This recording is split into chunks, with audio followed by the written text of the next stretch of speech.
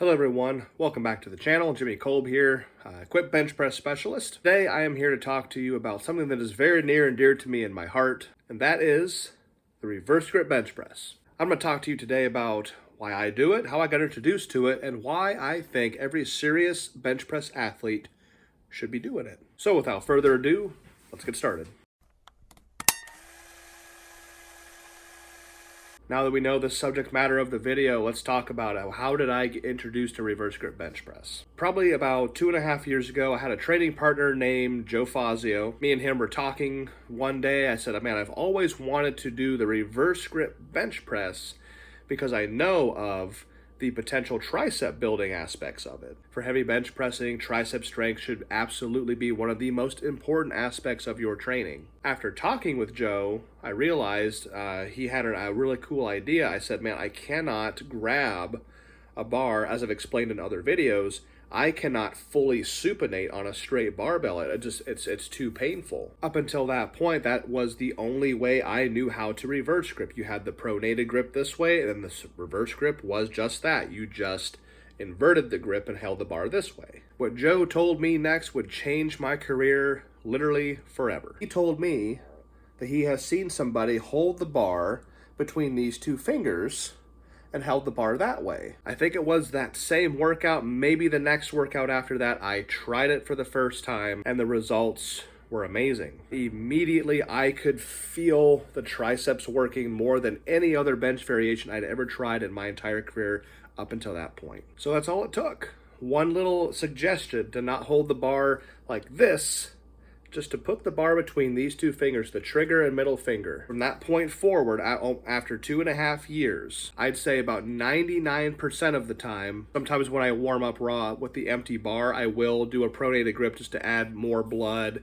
and warm up different areas like the chest and the shoulders, not just the triceps. But again, 99% of the time when I'm not in a protective piece, whether that be a slinger, like a Widowmaker or a Ram, or a bench shirt, if I am raw and unprotected, I reverse grip for everything. This even includes the warm-ups that I do prior to a competitive bench press. You can't say reverse grip bench press without talking about Anthony Clark. Anthony Clark was a huge prolific powerlifter, a multiply powerlifter in the 90s. He's most famous for not just his big squats, his big totals, his big bench presses, but more specifically that he competed with a reverse grip. Anthony Clark used the actual full reverse grip that most people know as using that form of bench pressing. And just to add on that, a lot of people don't realize that actually the reverse grip is in fact competition legal. There might be a couple of feds that don't allow it. I'm not gonna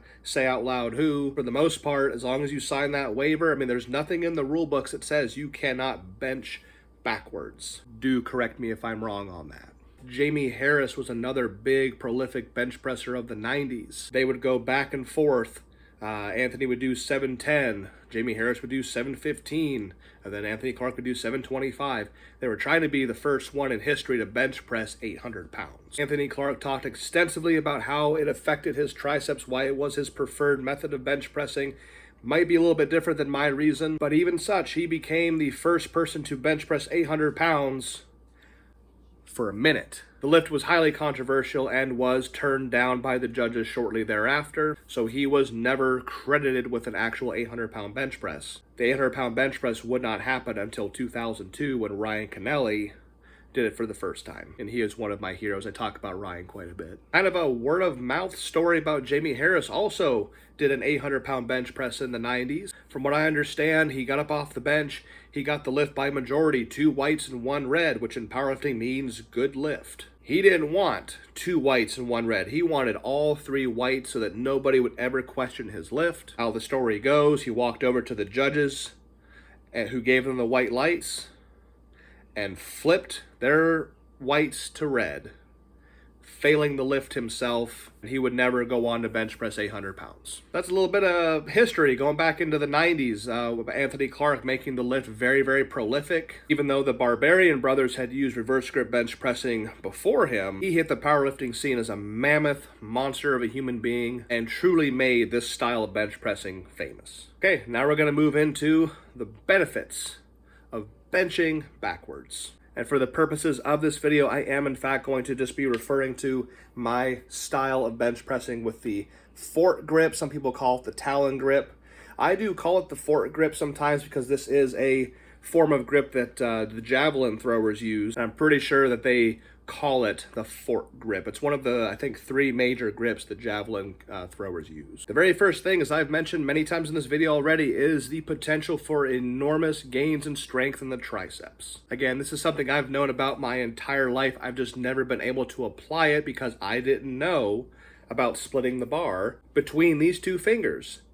So because I only knew I had to grab the bar full supinated and I couldn't physically do that, I was never able to apply it. Main part of the tricep head that's hit during the reverse grip bench press is the long head, the outborne head. It's called the long head because, as I've mentioned in previous videos, it is the only head of the 3 tricep heads that connects at the elbow and then actually goes up into the back a little bit. It doesn't connect at the top of the humerus. This head of the triceps is known as the strength head of the triceps as far as bench pressing is concerned.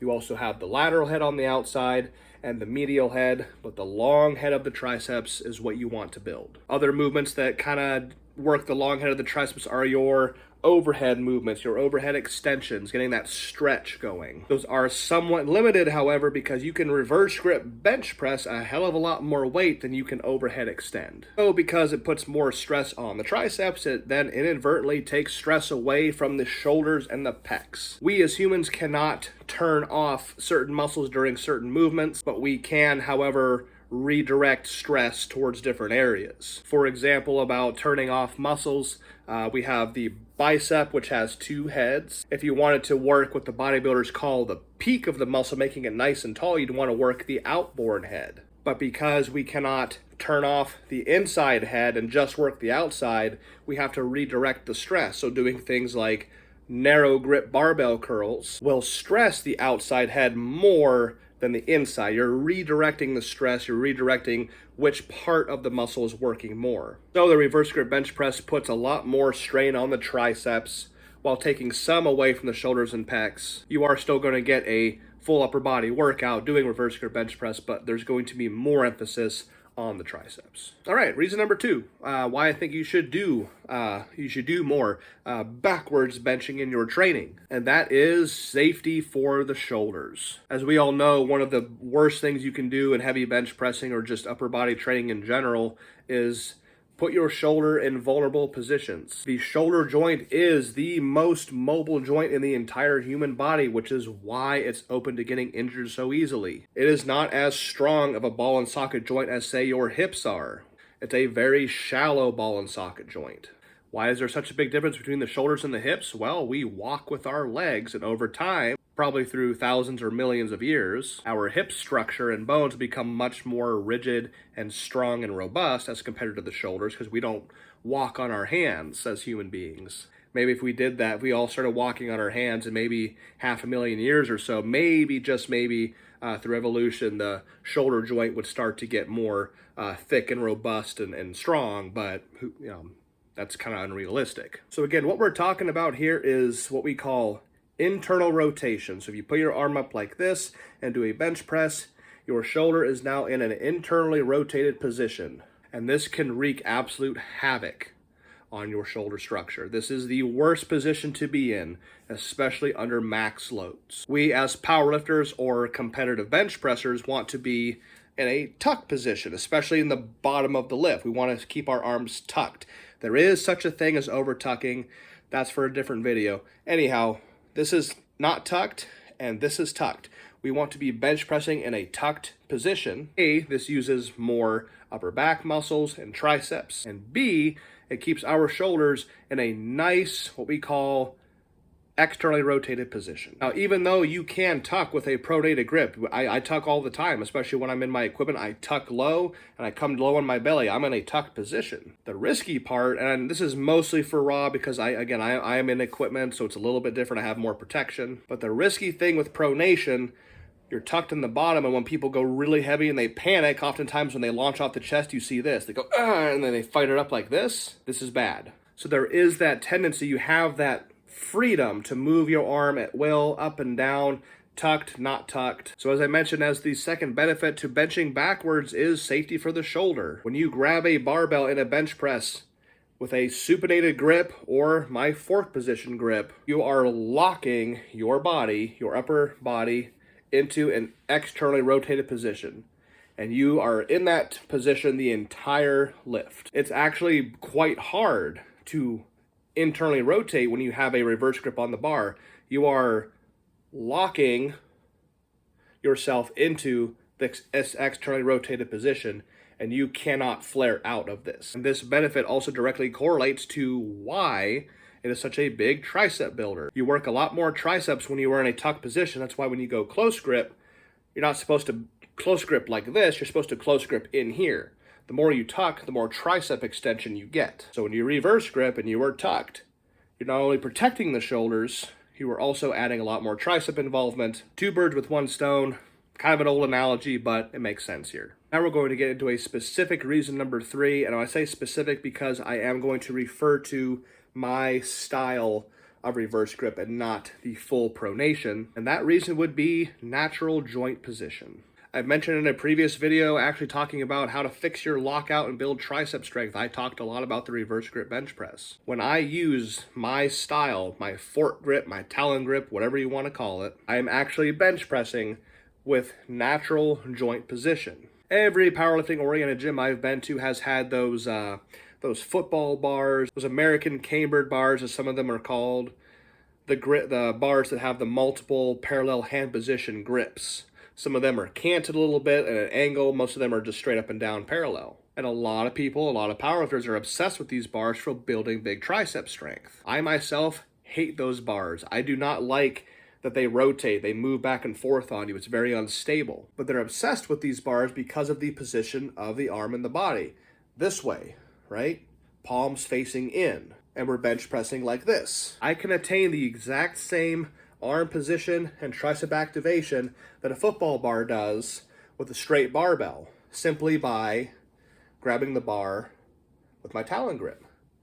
Besides the hand position, it is the exact same arm position as a football bar. So now I have the exact same muscle activation, body positioning as a football bar, getting the same tricep activation, but doing that with a straight bar in a much more stable environment. As I mentioned, natural joint position. So, good example, when we walk, we have our palms facing our body. We don't walk with our palms facing behind us. We don't walk with our hands in a supinated position facing forward like this. That's one reason why I'm not huge on like straight barbell curls or straight barbell extensions, because you are locking your joints into an unnatural position and then putting weight on top of it.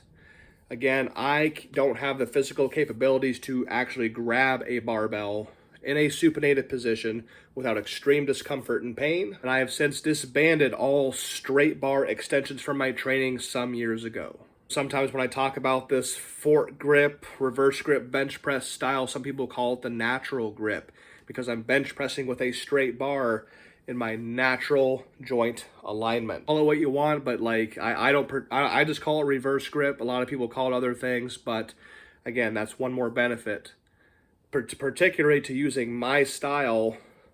Instead of, again, locking yourself into this full supinated position, you can have a natural position simply by holding the bar between these two fingers. Can't have a video talking constructively about reverse grip without maybe naming some things that aren't so good about reverse grip benching. And again, I'm just going to talk about my style. I'm not going to refer to the actual full supinated position because I can't physically do that.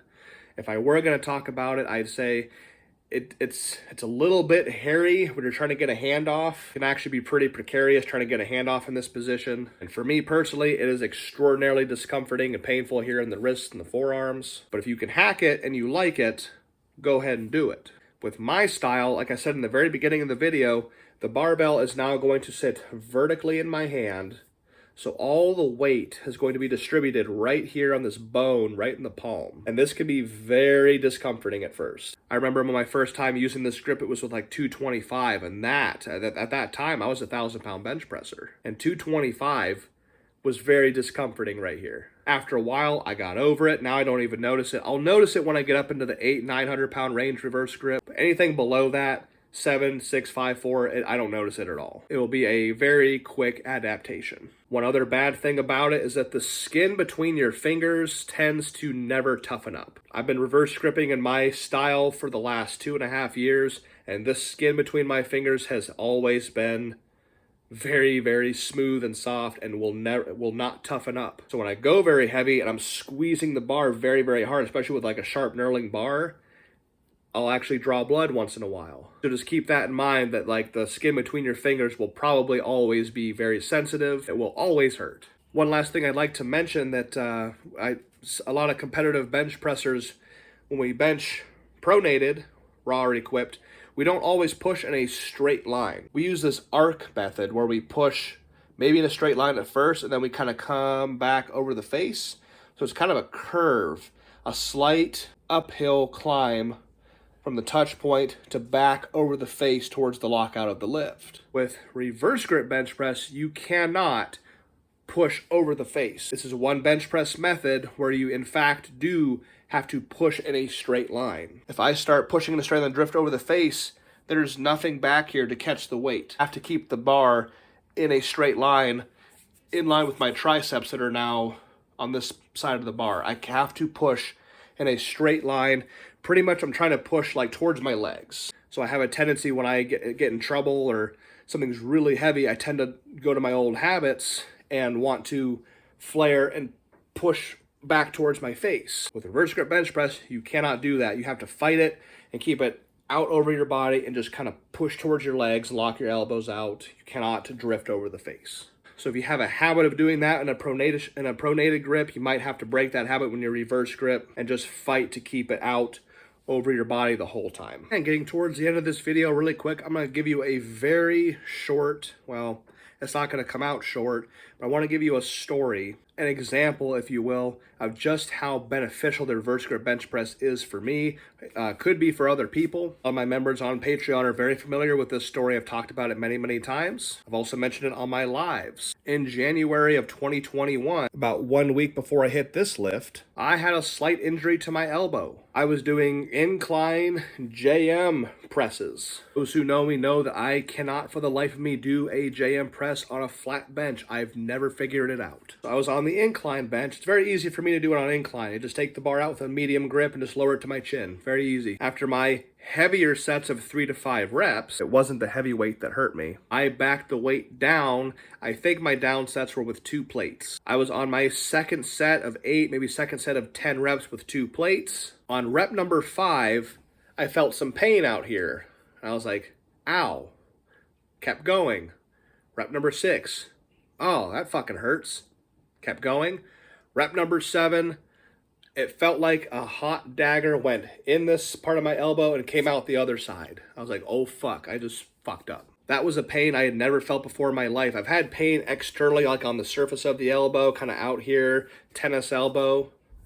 I had never felt pain on the internal part of my arm like that before in my entire life. And like I had mentioned before, this was about a week, maybe a week and 2 days before a meet I was doing in Belmar, New Jersey, which was my debut at that time in single ply equipment. That same workout where I hurt my elbow, I tried doing a push down with a rope with like a 10 pounds, couldn't do it.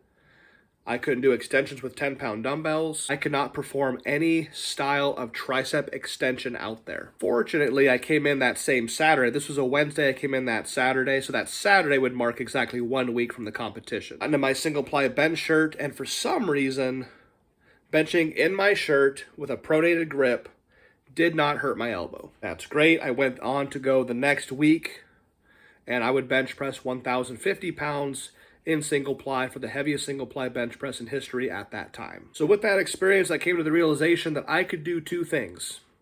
And for the life of me, I cannot explain why I could do these 2 things with no pain, but I couldn't do any other style of extension because my elbow was in too much pain. I could shirted bench, and I could reverse grip bench. It was this way from January all the way to July. For 7 months, I could not do any style of extension with any weight. I could not do rope pushdowns.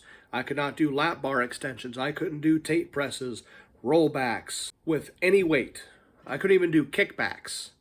Kickbacks are a tricep movement that has very little stress on the elbows. I couldn't do any of that. But from some grace of goodness on the earth, I was able to equipped bench and reverse grip bench. In March of 2021, I went to the Baddest Bencher 1 in Texas, in Houston, Texas. Still in single ply, I would bench 1,080 pounds, which would mark now the newest heaviest single ply bench press in history by 30 pounds. And 3 months later, still in June of 2021, I would bench press 1,120 pounds in single ply, now for the newest and still standing heaviest single ply bench press ever done. So again, to reiterate, hurt my elbow in January, competed in January, benched 1,050, competed in March, 1,080, competed in June, 1,120. I would go in July and bench 1,060, also single ply, but it wasn't like a PR. The one thing that kept me going, kept my tricep strength up, or improved it over those 7 months, was reverse grip. I could only reverse grip bench. That was the only form of tricep activation I could possibly do besides what I got in my shirt. If that's not a testament to how good of a tricep builder it is to bench backwards. Again, 7 months of zero tricep work. My bench went up from 1,050 to 1,120 in 7 months. If that doesn't convince you enough, I'm not sure what will. Now, let's say I could only bench in my equipment. I couldn't reverse grip bench either. Would my bench have gone up that high? I argue maybe it wouldn't have.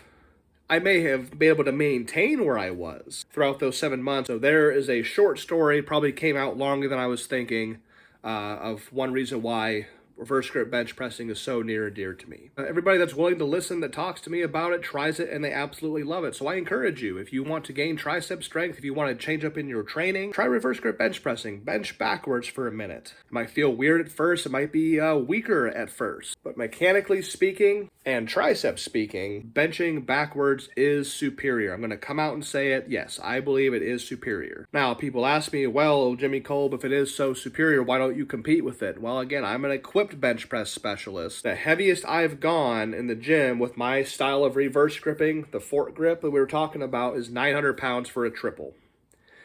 That 900 pounds was so painful on my palms and my skin between my fingers.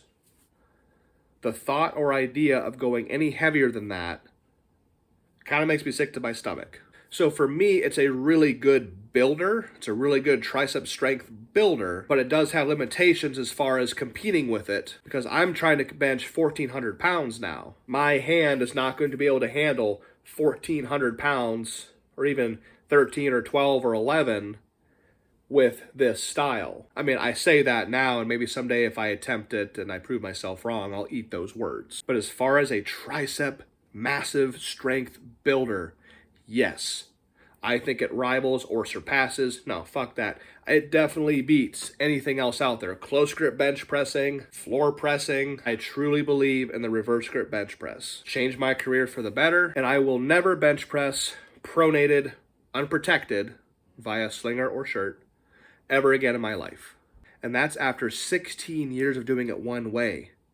After 16 years of benching pronated, once I learned how to reverse grip in a style that I could do, I'll never go back. All right, guys, I really hope you enjoyed today's video talking about the reverse grip bench, benefits of it, why I believe in it, and why I think everybody should try it if you are serious about gaining big gains in your bench press. Let me know what you think in the comment section below. If you have questions, please ask away. If you want to ask me in a more direct manner, DM me on Instagram, Kolbstrong. Quick shout out to my sponsors, of course, Anderson Powerlifting, Pharrell F8 Customs, Alive by Design Chiropractic Care, the best gym in the state of Virginia, Unleash Strength, and my oldest, longest lasting friendship ever, Tracy Wyler, the Dari Hut in West Lafayette, Ohio.